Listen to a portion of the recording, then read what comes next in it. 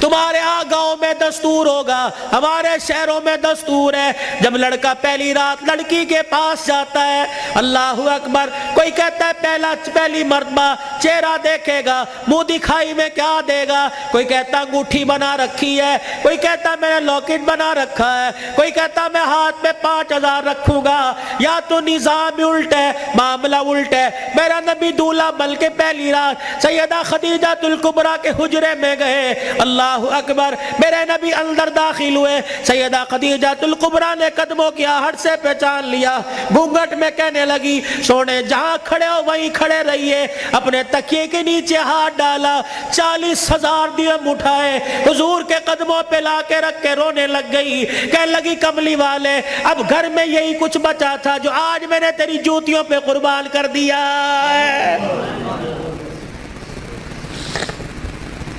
یہ وہ خدیجہ الکبریٰ ہے جسے دنیا نے اسلام کی ملکہ کا نام دیا ہے۔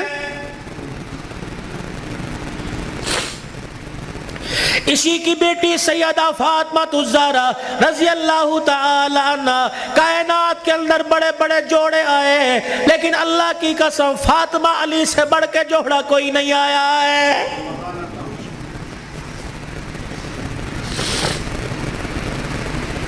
رحمت دو عالم صلی اللہ تعالی علیہ وسلم بیٹی کے دروازے پر گئے، جی ابو خیر ہوئے، تم بھی کبھی یہ سننا سمجھ کے بیٹی کے دروازے پہ چلے جایا کرو اور جا کے کہا کرو آجا تیرا باپ تجھے لینے کے لیے آیا ہے۔ لیکن اس نبی کو کیا پتا تھا جس بیٹی کو میں کے لینے کے لیے گیا، سسرال لینے کے لیے گیا کہ میں کے آجا 4 دن باپ کے گھر میں رہ کے ویڑا آباد کر جا، اس نبی کے علم میں کیا تھا کہ 1400 سال کے بعد بہن دروازے پر آئے گی، بھائی دیکھ کے کہے گا ہنے تے گئی سی پھر آ گئی ہے۔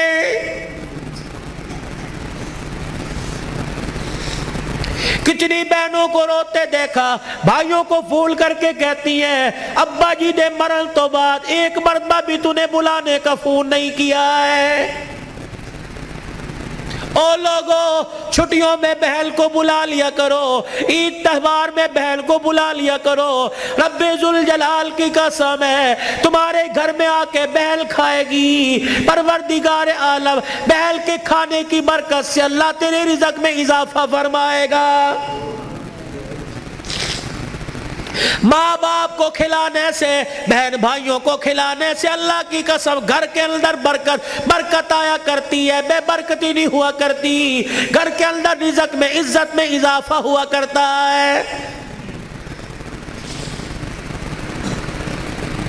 اے فاطمہ آجا، بہت دن ہو گئے 4 دن باپ کے گھر رہا، اللہ اکبر، تیرا باپ تیری جدائی برداشت نہیں کرتا۔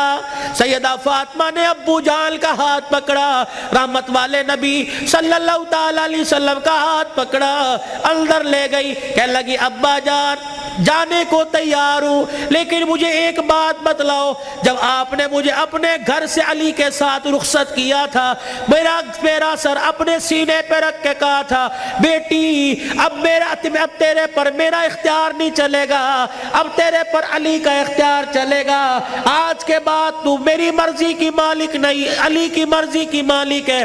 وہ کہے گا اٹھ جا تو اٹھ جائیو، وہ کہے گا بیٹھ جا تو بیٹھ جانا۔ ابا جان آپ نے کہا تھا کہ جی ابا جانے کو تیار ہوں لیکن علی گھر میں کوئی نہیں، میں نے نہیں پوچھا تھا کہ علی ابا لینے آ جائے تو تیری بغیر اجازت کے جا سکتی ہوں کہ نہیں، ابا بیٹھ جائیو، اگر علی کہہ دیں گے چلی جا چلی جاؤں گی، اگر منع کر دیا تو میرے ابا جان آپ ناراض نہ ہونا۔ لاؤ ایسی زندگی جس کو تم دلہن بنا کے، جس کو تم 10-10 تولے سونا چڑھا کے گھر لے کے آئے ہو، سوٹی اٹھا کے کھڑی ہوگی، زبان درازی کرے گی، کہے گی اچھا ماں باپ کے گھر میں جانے کے لیے تیرے سے پوچھنا پڑے گا۔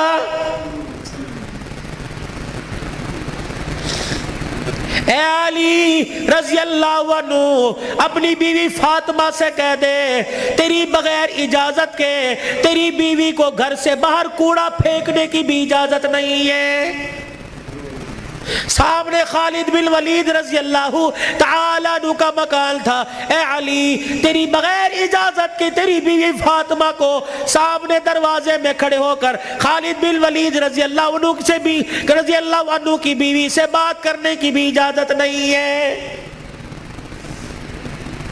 جب تمہارے نکلنے کی دیر ہوتی ہے تمہاری بیویوں کا پتہ ہی نہیں ہوتا کہاں ہے. کبھی کہیں بیٹھ کے تعویذ لا رہی ہے, کہیں فیصل آباد دوڑی ہوئی ہے, کبھی کسی کے ساتھ سارے میرے بھائی نے, کبھی کسی کے موٹر سائیکل پہ جا رہی ہے, کبھی کہیں. یہ بھائی تو لے ڈوبے, اصل بھائیوں کو بھائی نہیں سمجھتی, محلے داروں کو بھائی سمجھی بیٹھی ہے.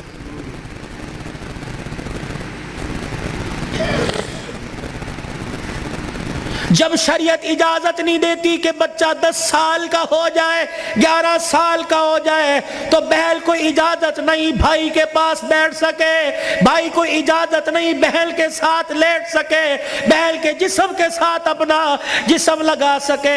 جب 11 سال کا بھائی بہن کے ساتھ جسم نہیں لگا سکتا تو تجھے محلے دار کے موٹر سائیکل پہ بیٹھ کے شہر جانے کی اجازت کس نے دی ہے؟ مولانا بشیر صاحب صحیح کہہ رہا ہوں؟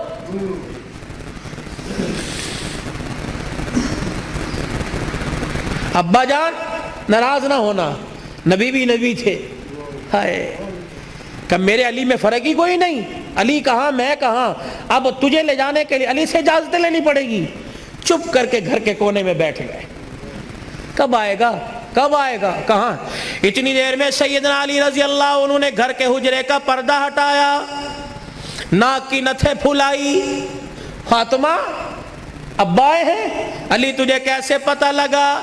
کہ ویڑا بتلا رہا ہے, نبوت کی خوشبو سے مہک رہا ہے.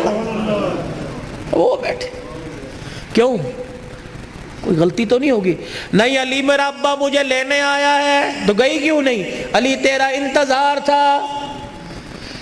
فاطمہ میرا انتظار کیوں کیا؟ کہ تیرا حکم نہیں, اجازت نہیں. کہ تیرے باپ کے آگے میں کیا اجازت دوں گا؟ کہ علی بات اجازت کی نہیں, بات تیری مرضی کی نہیں. رب ذوالجلال کی قسم ہے اگر تیری اجازت کے بغیر آج چلی جاتی تو قیامت کی صبح تک میرے باپ کی نبوت والی پگڑی پہ لوگوں کی انگلیاں اٹھ جاتی.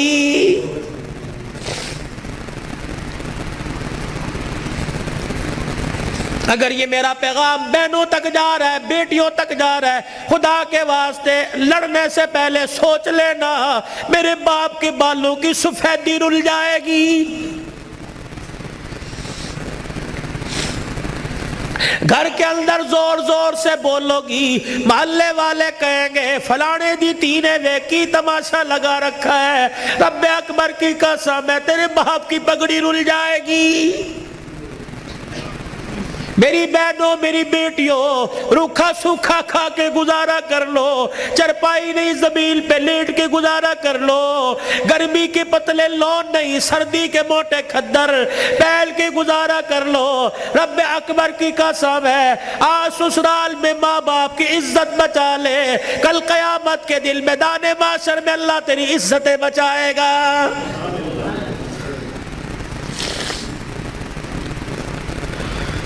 علی رضی اللہ تعالیٰ عنہ کہنے لگے جلدی جا.